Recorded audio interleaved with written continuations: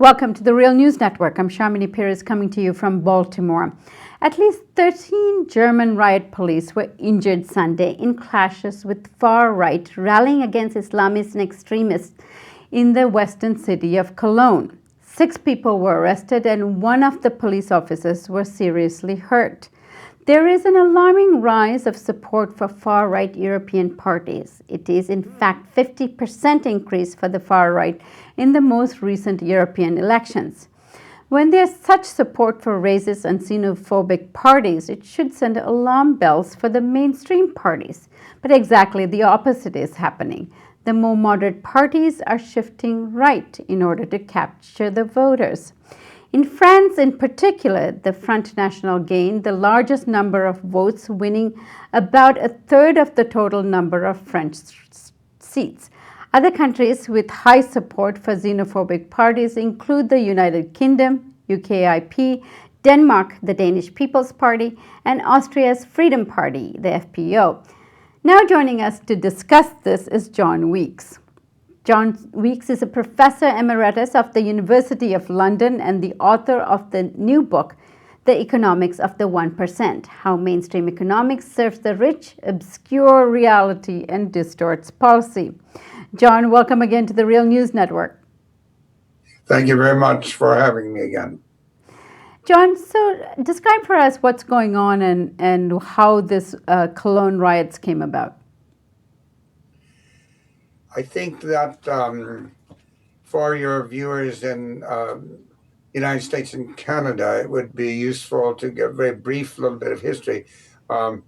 If any of them were to travel to Spain, north of Barcelona, they would encounter a small village with the name Mata Judaica. Any Spanish speaker listening to me knows what that means. It means kill the Jews. And on the other side of the mountains in Spain, there's a valley called Matamoros. Again, it should be obvious what that means. Kill the Muslims.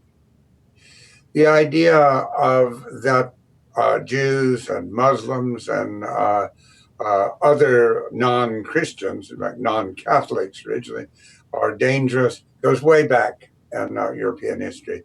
And I think the current far right is part of that tradition, if you can call it a tradition, part of the tradition of an authoritarian, xenophobic right, as opposed, and they may frequently, for example, in Denmark, have what apparently are social democratic economic policies, which of course the Nazis did too. So these are parties which are pre-World War II. That's who was rioting in Germany, and it's extremely worrisome in Germany. I hardly need to tell anyone, particularly in the context of the German government playing such a major role now in enforcing neoliberal austerity on Western Europe. John, the shift to this right perhaps has a lot to do with the austerity measures throughout Europe. Can you describe for us what's going on that's giving rise to this economically? Yes. It's true all over Europe. It's true in Britain. It's very true in Greece. There's a feeling by Greek, British, Hungarian, French citizens that foreigners are taking their jobs, and in countries such as Britain and France, where there is social housing and effective public schools and public health, feeling that these foreigners are just leeching off the economy, coming in and not contributing anything, and taking away housing and other things from the population. The problem is not that the foreigners are coming in and taking away these jobs. The problem is the cuts. That is, in Britain, for example, no social housing of any significance has been built in over 20 years. The national health has been cut in real terms even as the population is aging and the greater demands on it. The schools have had cutbacks. So in that context, the shortages, which are generated basically by neoliberal austerity policies, are interpreted by many people, not a majority yet, but by many people as a result of migrants. If we just didn't have these migrants, we wouldn't have these shortages. But we would, in fact, there would be more cuts. And while it's clear the more people you have, the more pressure there will be on services, that is not the fundamental problem. Fundamental problem is cutbacks in public expenditure. John, one of the things that happen, and historically I think you could map this, that whenever there is economic constraints, economic difficulties, the xenophobia and anti-immigrant sentiments rise. What is that correlation about? Well, I think that we have to see both the conjunctural factors and the long-term factors. So, for example, in Hungary, one of the smaller countries of the European Union, but still indicative, in Hungary, there's a very right-wing government, and there is a party even to the right of the government, which wants to reclaim the lost territory of Hungary, which is now held by Romania and some other countries. So this is a long-standing grievance, if you can call it that.